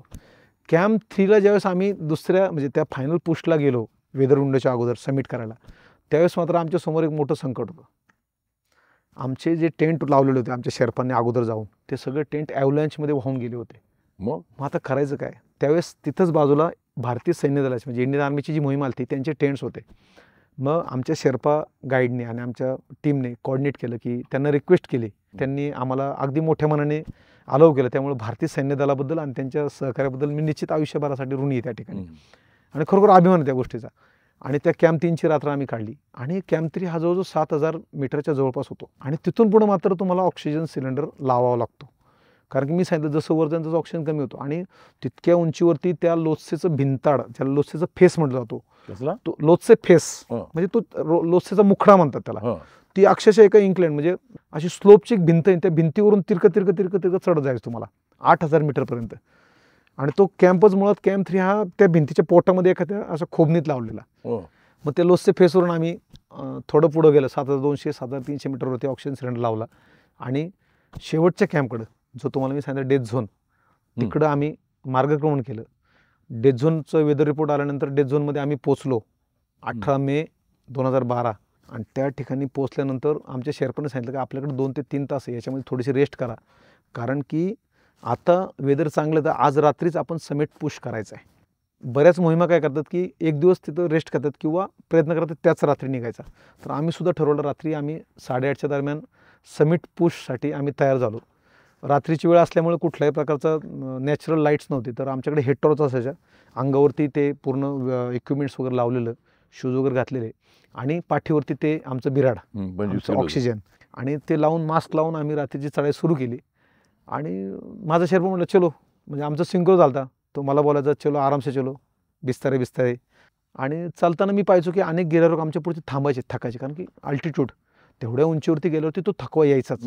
ऑक्सिजन जरी असेल तरी थकायचे. मग मी थोडा का चिडायचो, कंटाळा करतो, त्याला म्हणतो अरे स्लो चल रहा है.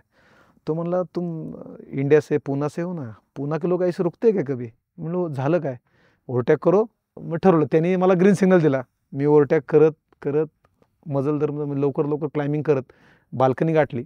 बाल्कनी म्हणजे काय? बाल्कनी म्हणजे त्या एव्हरेस्टच्या जे शेवटचं फोटो मिळेल का आपल्याला? निश्चित निश्चित. अच्छा अच्छा, ही बाल्कनी काय? हो. अच्छा. हां हां.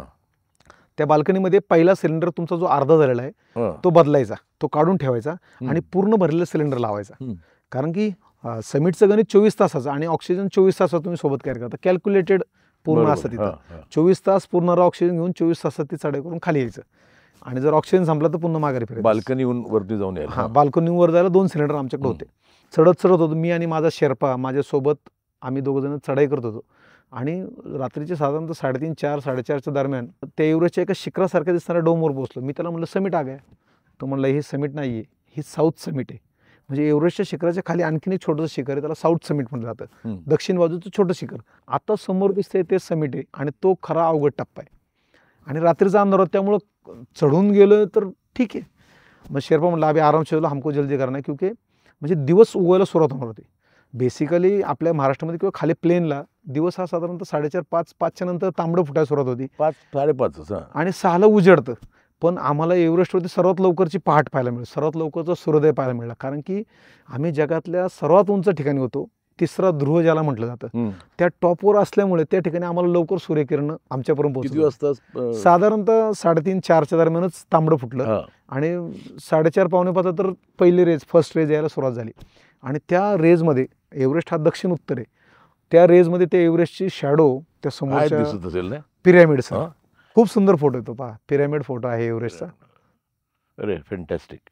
मी ती चढाई सुरू केली, आणि माझ्यासमोर एव्हरेस्टचं शेवटचं सर्वात अवघड हिलरी स्टेप समोर ठाकली. पण हे चढलं ते पण खूप अवघड होतं, पण म्हणजे थोडासा अंधार असल्यामुळे ते समजलं नाही. खरं तर स्टोरी पहाटे दिसलं की आपण थोडंसं क्रिटिकल जागेत आलेलो आहे, आणि एकदम ती भिंत, दगडी भिंत उभी राहिली. स्टेप तिला नावच आहे, कारण ती सर्वात पहिलं चढून गेलेला हिलरी होता, म्हणून तिला नाव हिलरी स्टेप दिलं. तो म्हटलं इथून सगळ्यात जास्त मोहिमा अयशस्वी होतात, अनेक गिर्यारोहक ही भिंत चढू शकत नाही. आणि मग ती भिंत मी चढून गेलो, आणि मग म्हटलं व्हर्टिकल सर जवळजवळ 28,800 किंवा 900 फुटाच्या आसपास ती भिंत आहे, दगडी भिंत आहे. तिथं बर्फ आजूबाजूला दऱ्या आहेत, म्हणजे दोन्ही बाजूला फॉल आहे, आणि त्या एका छोट्या क्रॅकमधून आपण ती हिलरी स्टेप क्रॉस करतो. ती एवढी उंच, जवळजवळ 25 ते 30 फुटाच्या अंदाजे भिंत असावी ती. आणि अक्षरशः कसरत करत ती भिंत चढलो. माझा शेर्पा माझ्या मागून आला, कारण की तो त्या भिंतीवरती 7व्यांदा चढत होता. तुम्हाला समिट 100% हो गया. मी म्हटलं कसं, म्हटलं यही लास्ट ऑब्स्टॅकल आहे एव्हरेस्ट का, की ये नाही हुआ तो एव्हरेस्ट नाही होगा. आणि बरेचसे लोक तिकडून परत जातात, बरेचसे लोक. सर्वात जास्त अपयश तिथं होतं. बरोबर. आणि मग त्यांनी मला पुशअप करायला सुरुवात केली, चलो आगे चलो आगे. मला समजत नव्हतं तो मला का ढकलतोय. आणि नजरेसमोर एक छोटासा असा डोम सारखा दिसला, आणि त्याच्यावरती फ्लॅग्स, प्लेइंग फ्लॅग फडकताना दिसले, आणि त्यांनी मला दाखवलं शिखर माता. माझ्या पावलांचा वेग ऑटोमॅटिक वाढला. डोळ्यात पाणी आलं असेल पहिलं, डोळ्यात पाणी आलं, की जे स्वप्न पाहिलं ते डोळ्यासमोर आहे. आता चालायला सुरुवात केली, त्या शिखर माता जवळ त्यांनी मला सांगितलं होतं आधीच, शिखराच्या वर पाय ठेवायचा नाही, कारण ते जगातलं सर्वात पवित्र जागा मानतो आम्ही, त्यामुळे 3-4 फूट खालीच आपण त्याला नतमस्तक व्हायचं. तर त्या शिखराजवळ गेलो, आणि मी अक्षरशः गुडघ्यावरती खाली बसून त्याला डोकं टेकून नमस्कार केला. एका डोळ्यात आनंदाचे अश्रू होते की आपण जगातल्या सर्वात उंच शिखरावर पोहोचलो, दुसऱ्या डोळ्यात दुःखाचे अश्रू होते. माझा रमेश त्या ठिकाणी माझ्यासोबत नव्हता. सर्वात पहिलं बॅगमध्ये हात घातला, आणि बॅगमधून पहिली गोष्ट आली ते तिरंगा. आणि त्या शिखर माथ्यावरती मी तिरंगा घेऊन पहिला फोटो माझा काढला. कारण ते शिखर माथ्यावर गेल्यावरती त्या ठिकाणी आपण आपले फोटो काढून त्या गव्हर्नमेंटला सादर करणं गरजेचं असतं, त्याशिवाय ते सर्टिफिकेट देत नाही की सबमिट झालं असं मानत नाही. तिरंगा काढला, महाराष्ट्राची अस्मिता भगवा ध्वज त्या ठिकाणी काढला. छत्रपती शिवाजी महाराजांचं छोटंसं पेंडंट मी घेऊन गेलो होतो, ते पेंडंट त्या ठिकाणी ठेवलं, नतमस्तक झालो. माझं ग्रामदैवत त्याचा छोटासा फोटो ठेवला आणि माझ्या आईवडिलांचा फोटो मी बनवून नेला होता, तोही त्या ठिकाणी ठेवला. आणि सर्वात शेवटी मी रमेशचा फोटो त्या ठिकाणी काढला आणि मनात म्हटलं, रमेश तू बोलला होता आपण सोबत पाऊल टाकू, हे बघ मी तुला सोबत घेऊन आलो आहे. माझ्या शेर्पाने मला परत हस्तांदोलन केलं, परत अभिनंदन केलं. कारण की ज्यावेळेस डेथ झोनच्या वर आपण जातो त्यावेळेस शेर्पांना एक विशिष्ट प्रकारचा बोनस द्यावा लागतो. म्हटलं कदाचित हा बक्षीससाठी आपल्यासोबत बोलत असावा. मी त्याला बोललो की दोबारा क्यू? तो म्हटलं सर हमारे इसमें मान्यता आहे की ज्या देशाचा गिर्यारोहक या शिखरावरती पहिल्यांदा पोहोचेल त्या देशाचा राष्ट्रध्वज आम्ही ठेवतो 1 वर्षभर त्या शिखरावरती. त्या मोहिमेचं पहिलं त्या वर्षातलं पहिलं शिखर. अच्छा, मग आपला झेंडा भारताचा तिरंगा इथं म्हणला वर्षभर राहणार. आणि मला तिथं झालं की सारे जहां से अच्छा हिंदुस्तान हमारा. तो सुद्धा म्हणलं सर, त्याने अभिनंदन केलं. तरी मला मनात वाटलं काहीतरी विसरतो आपण. माऊलींचा फोटो, संत ज्ञानेश्वर महाराजांचा फोटो माझ्याकडून विसरला होता. मी पाहिला, अरे फोटो विसरला, पण हरिपाठ माझ्याकडे होता.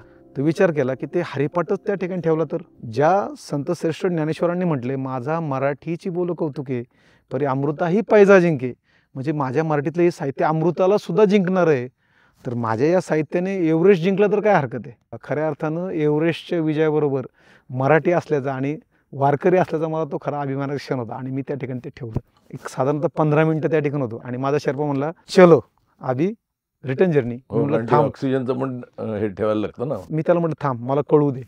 आणि त्यावेळेस मग मी वॉकीटॉकीवरती त्यांनी मेसेज केला होता त्याच्या शेर्पा सहकाऱ्यांना. मी माझ्या बेसकॅम्पच्या सहकाऱ्यांना सांगितलं की सबमिट. त्यांनी मला सांगितलं की तू सॅटेलाईट फोनवरून कॉन्टॅक्ट करू शकतो, कोणालाही कळू शकतो. मी पहिला फोन आईला लावला. सॅटेलाईट फोनचे अंक जास्त असतात म्हणजे, आणि अर्ली मॉर्निंग 6 वाजता. आईला वाटलं एवढं सकाळ, त्यांना माहीत नव्हतं आम्ही त्या दिवशी सबमिट करणार आहे. एवढं सकाळच कोणाचा फोन. मी मग सकाळी सकाळी तो फोन 2 वेळा कट केला. वडिलांनी सुद्धा त्यांचा फोन एकदा कट केला. नाईलाज झाला की जगातल्या सर्वोच्च उंचीवर शिकवून आपल्या आईवडिलांशी संवाद साधायचं स्वप्न राहून गेलं. जे माझे सहकारी होते त्यांना मी संपर्क केला, विचारलं बाकीचे सहकारी, म्हटलं ते मागून येतात ते. मी पुढं पोचलो आणि परतीचा प्रवास सुरू केला. आणि रात्रीच्या तुम्हाला सांगितलं की हेक्टॉरच्या उजेडामध्ये जे पराक्रम केला होता त्यावेळेस माझ्या त्या शेर्पा सरदारचं वाक्य आठवलं कि तुम एवरेस्ट आसानी से चढ़ोगे लेकिन उतरते टाइम पता चलेगा एवरेस्ट क्या है और एवरेस्ट पे सबसे ज़्यादा मौत म्हणजे सगळ्यात जास्त डेथ का होतात हे तुला दिवसा उजेडी समजेल. कारण की बऱ्यापैकी उजेडलं होतं. आणि ज्यावेळेस मी ते खाली उतरायला सुरुवात केली त्यावेळेस कळलं की गिर्यारोहकांची गर्दी आणि जी नाईफ रिज एव्हरेस्टची आहे, नाईफ रिज प्रचंड धार अशी असणारी ती. खूप सुंदर आहे. सुंदर नाही भीतीदायक आहे पण तरी सुंदर आहे. त्याच्या दोन्ही बाजूला 17,000 ते 18,000 फूट खोल दऱ्या. तो शेर्पा मला म्हटला यहाँ से आराम से चलने का है, इस तरफ गिरोगे तो नेपालवासी, इस तरफ गिरोगे तो तिबेटवासी, ओवरऑल तुम कैलासवासी, तुम जिंदा ही नहीं बचोगे. अक्षरशः निमुळती धार आणि खालून येणारी गिर्यारोहकांची ह्युमन ट्रॅफिक जाम. यातून वाट काढत लिटरली काही ठिकाणी बसायला लागायचं. आणि खाली उतरायला सुरुवात केली. साऊथ समिटपर्यंत पोहोचलो, कारण तिथे अंधारात पोहोचलो होतो. आणि साऊथ समिटच्या खाली गेलो शेर्पानी माझा तो दुसरा सिलेंडर बदलला आणि तिसरा लावला, म्हणजे जो नवा सिलेंडर लावला. आणि मला सांगितलं आता बाल्कनीपर्यंत व्यवस्थित जायचं आहे. हा टप्पा तुला आता खरा भीतीदायक आहे. अनेक जे गिर्यारोहक आहेत पण त्यांनी जी चरित्र लिहिली, आत्मचरित्र लिहिले किंवा मोहिमांचे जे रिपोर्ट लिहिले त्याच्यामुळे त्यांना त्या उंचीवरती हॅलोसिनेशन म्हणजे भास व्हायचे की कुणीतरी आपला पाठलाग करतंय, कुणीतरी आपल्या पाठीमागं चाललंय. त्यावेळेस मला समजलं की ह्या टप्प्यामध्ये ते आपल्याला दृश्य पाहायला मिळणार आहे. आणि साऊथ समिटच्या खाली मी थोडंसं चालायला सुरुवात केल्यावरती मला लिटरली अनेक ठिकाणी असं वाटायचं की एखादा गिर्यारोहक बसलाय, कुणीतरी बर्फामध्ये असं टेकून बसलाय. पण जवळ जाऊन पाहिलं समजायचं की तो डेड बॉडी. त्या उंचीवरती मायनस टेम्परेचरला जगातली सर्वात उंचावरची दफनभूमी त्याला म्हटलं जातं. सिमेट्री आणि फ्रोझन सिमेट्री. त्यामुळं अगदी काही वर्षांपूर्वी मेलेला गिर्यारोहक जशाच्या तशा कंडिशनमध्ये त्याच्या सूटमध्ये ड्रेसमध्ये तसाच बसलेला. काय ग्रीन बूट ना, काय ग्रीन बूट, तो कुठेतरी लपायला गेला. तर बाजूचा जो मुखडा आहे नॉर्थ साईडची बाजू, त्या बाजूला एका कड्यामध्ये तो थंडीपासून संरक्षण म्हणून लपाय गेला आणि तो तिथं मृत्युमुखी पडला. आणि अनेक एव्हरेस्ट मोहिमा ज्या उत्तरेकडून जातात त्याच्यामध्ये ग्रीन बूट हा एक पॉईंट आहे. कुठपर्यंत पोहोचला तर ग्रीन बूटपर्यंत पोहोचलो, म्हणजे समिटच्या अलीकडचा तो महत्त्वाचा टप्पा होता. दुर्दैवानं तो ग्रीन रंगाचा बूट असल्यामुळे त्याला ग्रीन बूट पॉईंटच नाव पडलं होतं. अच्छा, अलीकडच्या तिकडेच खूप वर्ष होती. अलीकडच्या काही वर्षांपूर्वी ती आता हटवली गेली. बॉड्या खाली काढायला खूप खर्च येतो ना म्हणे. प्रचंड खर्च सर. किती खर्च येतो एक बॉडी? सर एक बॉडी काढायला कमीत कमी 4 शेर्पा लागतात आणि 4 ते 5 शेर्पा म्हणजे जवळजवळ 70 ते 80 लाख रुपये म्हणजे नेपाळी म्हणजे हा. भारतीय जवळजवळ 40-50 लाखापर्यंत फक्त एक बॉडी खाली आणली. प्रत्येक बॉडी काढेल सर. मग तिकडे बॉड्या होत्या सगळ्या. खूप बॉड्या होत्या आणि त्यातून मी चाललो होतो. एका ठिकाणी मात्र थोडंसं माझ्यासोबत एक अपघात म्हणजे एक घटना घडली आणि एका कोपऱ्यात गेलो आणि एका बॉडीने मला त्या माझा पाय पकडला. एकदम शॉक झालो. पाय पकडला म्हणजे पायाला हात लावला त्याने. हा. मी घाबरलो. भूतानी पकडलं म्हणजे ती जी ती कथा एक ऐकली myth आहे तिकडे, म्हटलं भूत आपल्याला येतात. भूतानी पकडलं. मी त्याला शेर्पाला जोरात आवाज दिला. दाई दाई दाई म्हणजे भाऊ त्याला दाई म्हणत. दाई दाई ये क्या हुआ? तो शेर्पा जवळ आला. म्हणलं क्या हुआ? म्हणलं इसने मेरा पैर पकडा. ये डेड बॉडी नाही नाही म्हणलं पाहू देत म्हटलं. त्यांनी पाहिलं तो एक गिर्यारोग होता. त्यांनी पाहिलं की हे जिंदा आहे. म्हणलं हा जिवंत आहे. आणि मग त्या शेर्पाने त्याची बॅग चेक कोण केली. होतं म्हणजे इंडियन तो एक परदेशी गिर्यारोग होता. हा. त्याचं नाव वगैरे त्यावेळेस मला माहित नव्हतं हा, कुठले. हा. आणि त्याची बॅग चेक केली तर त्याचा ऑक्सिजन संपला होता. त्यावेळेस माझ्यातली माणुसकी थोडी जागी. त्याला म्हणलं अरे इसको बचा सकते क्या? शेर्पा एकदम कॅज्युअली बोलला हाँ बचा सकते. तो म्हटलं एक काम करो तुम्हारा सिलेंडर इसको दो. ये सिलेंडर लगा के नीचे जाएगा. तुम इधर बैठो. तू इथं बस. म्हणजे तिकडे ते हे आहे ना रूल आहे ना अनरिटन. रूल आहे. आपला कुणालाही जीव वाचवायचा. आपला जीव वाचवायचा. कुणालाही ऑक्सिजन सिलेंडर द्यायचं नाही. मी त्या शेर्पाला रिक्वेस्ट केली बचा सकते किसको. आणि त्याचं जीवाचं कसं वाचवणार. म्हटलं आपण ऑक्सिजन सिलेंडर थोड्या अंतरावर मिळतोय का बघ एखादा. कारण बरेच शेर्पा काय करतात काही एक्स्ट्रा सिलेंडर स्पेअर ठेवतात वाटेमध्ये डंप करून असे ठिकठिकाणी की गरज पडली तर असावा. त्यांचे मार्क्स वगैरे असतात. मी त्याला रिक्वेस्ट केली बघ एखादा सिलेंडर मिळतो का. तो काय लवकर तयार होईना चिडला. आणि ह्याचा तर जीव चालला. त्याला म्हणलं असं करू ना तुला मी थोडासा बोनस देईल. तुला काहीतरी बक्षीस देईल. म्हणलं ठीक आहे देखते. नाही मग देखते नाही म्हणलं घेऊन ये. मी थांबतो इथं. म्हटलं तू कैसे बचायगे इसको. तू ह्याला वाचवणार कसं. म्हटलं मी ते पाहतो. तू सिलेंडर आणायला जा. कसा बसा तो खाली गेला आणि मी विचार केला वाचवायचं कसं. तिथं काय माझं काही एक्सटेन्शन नव्हतं आणि एक्स्ट्रा काही नव्हतं. पण थोडं आयडिया केली. त्या शेजारी जाऊन बसलो. माझी बॅग दोघांच्या मध्ये ठेवली. काही सेकंद सर मी ऑक्सिजन घ्यायचो. काही सेकंद त्याला ऑक्सिजन द्यायचो. आणि त्यावेळेस समजलं एका श्वासाची किंमत काय आहे. अरे बापरे. कधी कधी तर त्याने श्वास घेत असताना मी घाई ओढायचो त्याच्याकडून आणि मला घ्यायचो. कारण मला कळायचं की त्याला ऑक्सिजन द्यायचं ना माझ्या कधी कधी ऑक्सिजन म्हणजे श्वास माझा थांबला जायचा. धाप लागायची. पटकन ओढून घ्यायचो. आणि कसा बसा एक 30 मिनिटाच्या किंवा 40 मिनिटाच्या दरम्यान तो शेर्पा चिडत काय वर आला. त्याने एक सिलेंडर आणला होता. त्याने तो त्याला सिलेंडर दिला. त्याला तो सिलेंडर जोडला आणि माझं सिलेंडर मला बॅगेवर लावून त्यांनी लावून मास्क मला म्हटलं आता मॅरेथॉन. मी त्या परदेशी गिर्यारोगाकडे पाहिलं. त्यांनी मला असं केलं फक्त. कारण त्याच्यात बोलण्याचं त्राण नव्हतं राहिलं. त्याने फक्त असं केलं आणि माझ्या शेर्पाने मला अक्षरशः पिटाळलं. भागो. मला तुझा वेळ गेलेला आहे. तुला लवकर जायचं. गरज पडली तुला विदाउट ऑक्सिजन तुला खाली उतरावं लागेल. आणि अक्षरशः मी धावत पळत म्हणजे कुठे विंडोला काय कुठे पोचलं मग. कॅम्प फोरला बाल्कनीतला अर्धा सिलेंडर तिथं चेंज केला थोडासा 2 मिनिटात आणि कॅम्प फोरला पोचलो. आणि त्या रात्री वेदर खराब झालं. इन बिटवीन आमच्या प्रत्येक सहकार्यासोबत एक शेर्पा होता. त्यामुळे त्यांचं काय झालं हे माहीत नव्हतं. आणि वेदर व्हाईट आऊट झालं. वारं सुटलं. इतकं वारं सुटलं की आमचे टेंट वगैरे उडायला लागले. पण आवाज जोरात चालते ना. प्रचंड सर. असा आवाज यायचा की वाघाच्या डरकाळ्यांसारखा तो कानापासून झोत जायचा. पण आमचे टेंट फिक्स केलेले आणि आम्ही रात्रभर त्या टेंटमध्ये 2 जण होतो. लिटरली आदल्या दिवशी 8:30 वाजता जे काही पाणी पिलं असून त्यानंतर कुठल्याही प्रकारचा पाण्याचा घोट देखील मी घेतला. पाणी नाही पण एवढा आजूबाजूला बर्फ ते काय सर ते बर्फ वितळवणं म्हणजे -54चा बर्फ वितळायला अर्धा ते पाऊण तास लागायचा. आणि मी शेर्पाला रिक्वेस्ट केली पाणी पी सकते का. तो म्हणलं सर मला डायरेक्ट म्हणला भाई मी थक गया आहे पुरा. माझे त्राण नाही राहिलेलं. बघूयात कसं होईल. पण आता वेदर खराब मी बाहेर जाऊ शकत नाही एवढ्या वाऱ्यात. अक्षरशः घशाला कोरं पडले. बोलता येत नव्हतं ड्राय ह्याच्यामुळे. एक तर तो ऑक्सिजन ड्राय. मग मी त्या टेंटच्या बाहेर पडलेलं एक बर्फाचं ढेकूळ छोटंसं दिसलं. ते मी घेतलं. शूज तसेच होते पायामध्ये. त्याच्यामध्ये ते एक छोटा ब्युटेनचा गॅस घेतला बर्नर.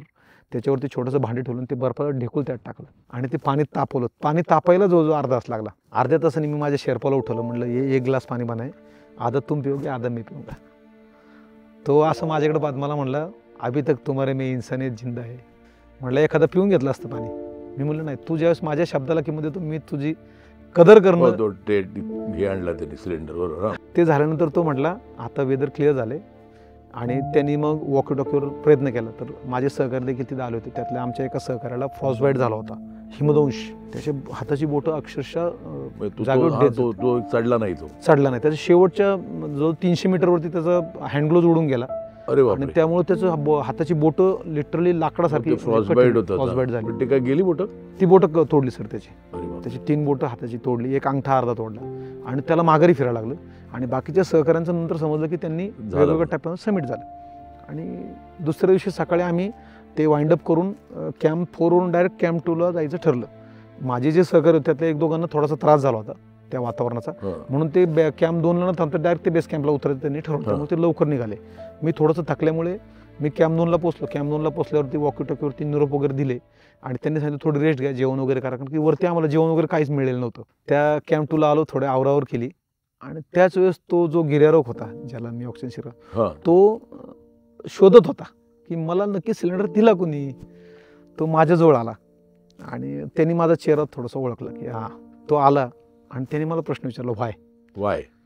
आता व्हायला उत्तर द्यायचं काय. आपली इंग्लिश, मी खेडेगावातला, इंग्रजी एवढी छान नव्हती माझ्याकडे. थोडके मोडके इंग्रजी मी त्याला 2-3 वाक्य सांगितले की दिस इज आवर इंडियन कल्चर, ही आमची भारतीय संस्कृती आहे. माझे आई वडील, माझे शिक्षक, त्यांनी मला जे शिकवलं, व्हॉट दे टीच मी, तेच मी प्रत्यक्षात आणले. मी फक्त एका माणसाचा जीव वाचवायचं काम केलं, जे मला एक गिर्यारोहक म्हणून माझं कर्तव्य आहे. It's my duty. त्याच्याकडे लोक नव्हती का त्याच्यासोबत त्याचे सहकारी होते, पण त्याचा ऑक्सिजन संपल्यावरती कोणी सोडून गेले त्याला. ते त्याला सोडून गेले. बरोबर. हां, मग तो मला म्हटलं तू हे का केलं. मी म्हटलं हे आमच्या भारतामध्ये आमचा संस्कार आहे की मदत करायची एखाद्याची, कुठल्याही प्रकारचं त्यात मागं पुढं पाहायचं नाही, जीव वाचवण्यात 100% मदत करायची. मी ही गोष्ट पैसे करण्यासाठी किंवा कशासाठी केलं नाही. मला कुठल्याही प्रकार तुझी रक्कम, तो म्हणला मी तुला चेक देतो, इंटरनॅशनल चेक, तुला हव्या त्या अमाऊंटचं तू वटव आणि घे डॉलर्समध्ये. म्हटलं नाही, माझं कल्चर सांगतं कर्मण्येवाधिकार असते मा फलेषु कदाचित, कर्म करत राहा, फळाची अपेक्षा करू नको. एक गिर्यारोहक म्हणून मी एखादं जीव वाचवायचं कर्तव्य केलं. आणि ज्यावेळेस मी बेस कॅम्पला पोचलो त्यावेळेस मला समजलं की माझ्या एका सहकार्याचा ऑक्सिजन संपला होता.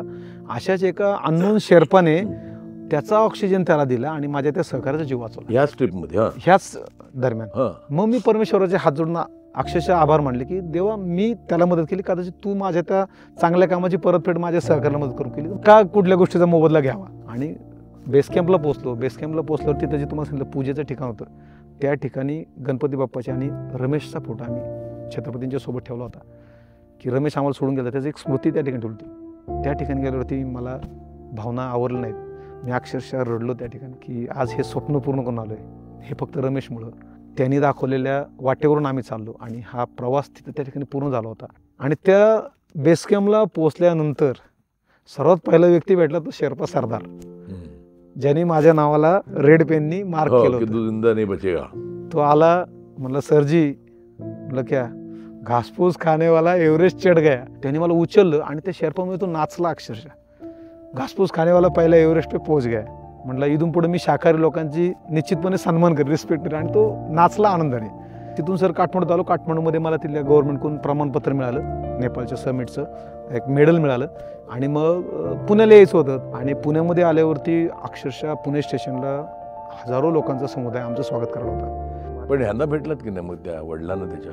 हा, तो प्रसंग सर पुण्यामध्ये आल्यानंतर. रमेशला मोगरा खूप आवडायचा, तर रमेशला मोगऱ्याचा हार त्या ठिकाणी आम्ही अर्पण केला आणि सर्व वातावरण खूप दुःख झालं त्या ठिकाणी. अक्षरशः रमेशच्या फोटोसमोर आम्ही रडत होतो सर्वजण. एव्हरेस्टचा विजय पण रमेश नव्हता. आणि त्यावेळेस आबांनी मला बोलवलं, श्रीहरी तू मोहिमेचा नेता आहे, कदाचित तुमचं रमेशला शेवटचं भेटणं राहिलं आहे, म्हणून माझ्या हातावरती त्यांनी आबांनी एक कलश दिला ज्याच्यामध्ये रमेशच्या अस्थी होत्या आणि बोलले की श्रीहरी हा रमेश, शेवटचा अस्थि विसर्जन तुम्ही करा. सर खूप भावनिक झालो तुम्ही, कारण की एव्हरेस्ट मोहिमेच्या अगोदर काही महिन्या अगोदर रमेश मला बोलला होता एव्हरेस्ट ज्यावेळेस होईल त्यानंतर आपण समुद्रकिनारी एक कोरलाई नावाचा किल्ला अलिबागजवळ, त्या किल्ल्याच्या जवळ जाऊन आपण बसायचं. मी म्हटलं का, तर म्हटलं जगातलं सर्वात उंच शिखर आणि .0 समुद्र सपाटी 0 आहे, त्या .0 पर्यंत आपल्याला जायचं, तिथं जाऊन एक सेलिब्रेशन करायचं, तिथं जायचं आपण समुद्राकडे. त्याचा प्रवास सागरमाथापर्यंत होता आणि सागरमाथाचा शब्द सागराशी संबंध आहे. आणि रमेश बोलला होता. तर आम्ही कोरलाईजवळ त्या किल्ल्याच्या पायथ्याशी असणाऱ्या समुद्रकिनाऱ्याच्या त्या कोपऱ्यावरती तिथं रमेशच्या अस्थी विसर्जन केल्या. आणि दरवर्षी रमेशच्या स्मृतिदिनाच्या दिवशी न चुकता आम्ही 7 ते 8 जण आम्ही ते जातो, रमेशला भेटतो, रमेशशी बोलतो. मुलगा आता किती वर्षाचा आहे पण त्याचा काय नाव? त्याचं नाव साल्लेर. रमेशचं किल्ल्यांवरती प्रचंड प्रेम होतं. त्याने आपल्या मुलाचं नाव महाराष्ट्रातले सर्वात उंच किल्ला साल्लेर हे ठेवलं. सगळे लोक म्हणले असं वेळ का नाही, म्हटलं माझा मुलगा सुद्धा तितकाच पराक्रम होईल जितका मी आहे, म्हणजे बापा इतका पराक्रम करेल, त्यामुळे त्याला साल्लेर. किती वर्षाचा आहे मुलगा? तो आता सर जवळजवळ 13-14 वर्षाचा झालाय मुलगा, मोठा झाला आता जातो. आणि त्याला आम्ही सगळ्या गोष्टी आहेत त्याच्या वडिलांचे पराक्रम सांगत असतो, किस्से. आणि त्या साल्लेरला मग आम्ही आजही त्याच्यासोबत आहोत, त्याच्यासाठी आम्ही निश्चित कामं करतो संस्थेच्या माध्यमातून. आणि मग हा प्रवास सागरमाथ्यापासून सागरापर्यंत थांबला. हिमालय एवढी मोठं स्वप्न बघून काय परत सांगा. सागरमाथा किंवा सरगमाथा. सरगमाथा. सरगमाथा. सरगमाथेवर तुम्ही जाऊन आलात आणि कमाल आहे, फॅन्टॅस्टिक. मला ही थोडी थोडी माहिती होती तुमची गोष्ट, पण आज अगदी तुमच्या तोंडून ऐकली, खूप मजा वाटली. आणि माझी खात्री आहे, माझा जो ऑडियन्स बघतोय आपला प्रोग्राम, वास्तव मित्रत्व, यांनाही तितकीच उत्कंठावर्धक वाटली असेल तुमची ही कहाणी. पण खरंच श्रीहरी फॅन्टॅस्टिक. आणि तुम्ही ह्या माझ्या पॉडकास्टमध्ये आलात त्याचा मला फारच आनंद झाला आणि आभार मानतो तुमचे. Thank you sir. तर तुम्ही हा प्रवास पाहिलात, एका शेतकरी मुलाचा जगातल्या सर्वात उंच शिखरापर्यंतचा. एक शेतकरी काय काय करू शकतो हे तुम्ही पाहिलं आणि तुम्हाला तुमची आता खात्री पटली असेल ना की एक सेलिब्रिटी हा असा कुठेतरी दडलेला असतो, ती शोधण्यात जी मजा आहे ना, आणि आज मी तो शोधला याचा मला खरंच खूप आनंद आहे. बघा वास्तव मित्रत्व, ते लाईक करा, सबस्क्राईब करा, जे काही करतात ते काय, बेल आयकॉन दाबा. तुम्ही बघा, इतरांनाही सांगा हा मला आवडला तर हा शो. आणि गुड नाईट.